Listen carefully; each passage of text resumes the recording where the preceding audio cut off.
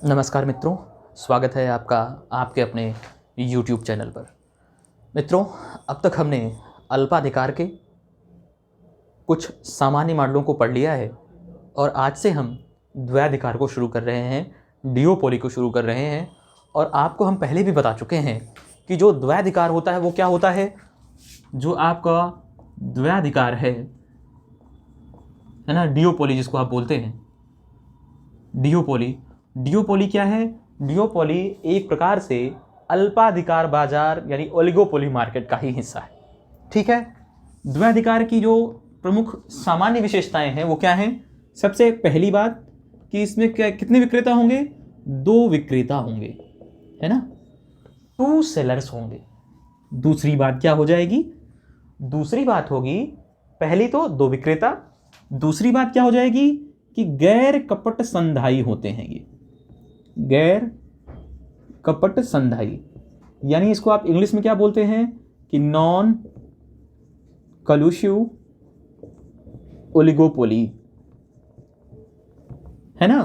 गैर कपट संधायी होते हैं, मतलब लिखित, मौखिक, अलिखित किसी प्रकार का कोई भी समझौता इन 2 विक्रेताओं के बीच में नहीं होता है।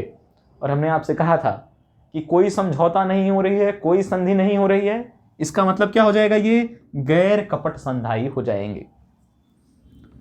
तीसरी बात आपसे हमने क्या की करेंगे हम? तीसरी बात ये होता है कि अगर उत्पादन मात्रा और कीमत को लेकर कोई एक फर्म, है ना, या कोई एक विक्रेता, है ना, कोई भी एक विक्रेता, कोई भी पहला सेलर अगर कोई भी निर्णय लेता है, यानी उत्पादन मात्रा को बढ़ाने का या कीमत को बढ़ाने घटाने का कोई भी निर्णय लेता है, तो जो दूसरी फर्म होगी, है ना, जो दूसरी फर्म होगी वो क्या करेगी? वो उस पर अपना रिएक्शन यानी प्रतिक्रिया देगी। प्रतिक्रिया देने का मतलब क्या हुआ कि अगर पहली फर्म कीमतों को घटा दे तो दूसरी फर्म क्या करेगी? दूसरी फर्म भी अपनी कीमतों को घटाएगी। कहने का क्या मतलब है कि मान लीजिए कोई पहली फर्म है, फर्स्ट, इसको हमने दिखा दिया। मान लीजिए इसने सबसे पहले कीमत क्या रखी?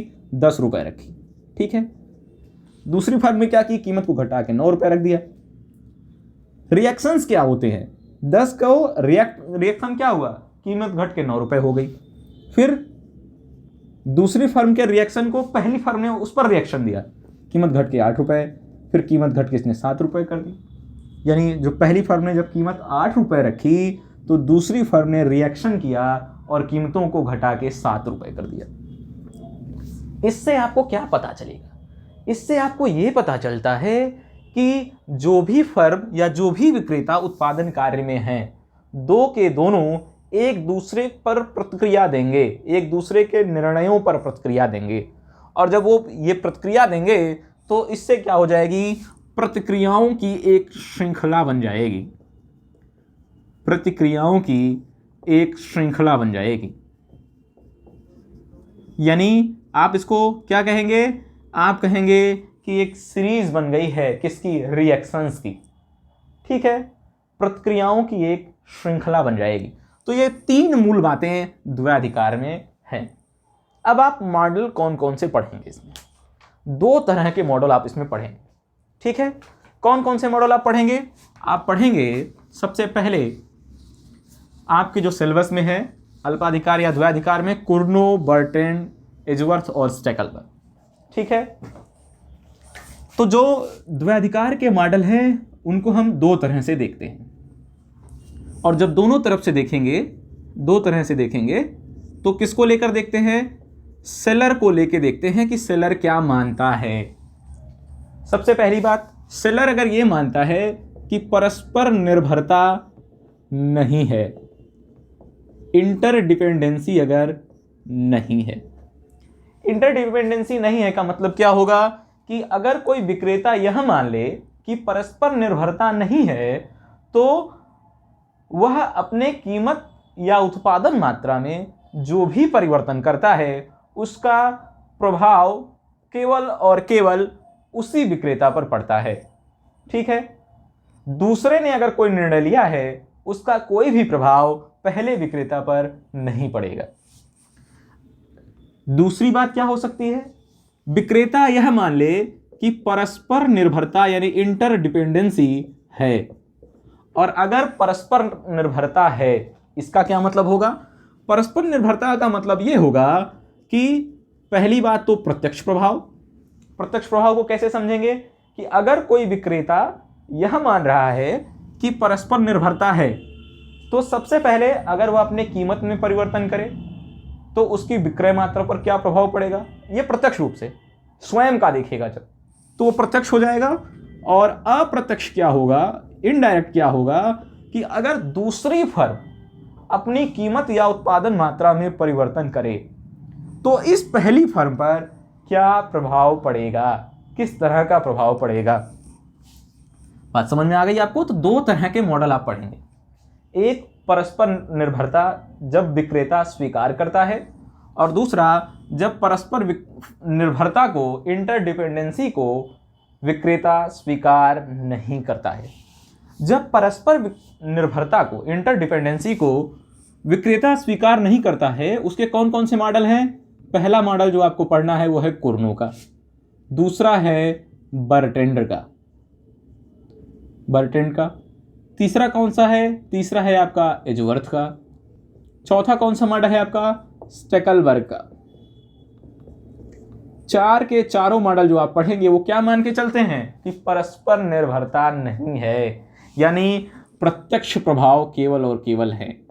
यानी अगर कोई फर्म अगर अपनी कीमतें बदल रही है या उत्पादन मात्रा बदल रही है तो उसका केवल स्वयं पर प्रभाव को देखेगी।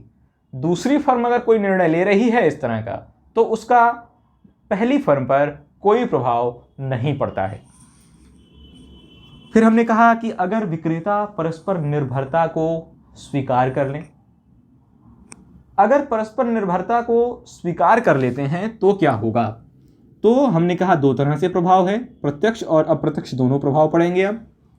और इसका कौन सा मॉडल आपको पढ़ना है, इसका मॉडल आप पढ़ेंगे चैम्बरलिन का अल्पाधिकार का मॉडल।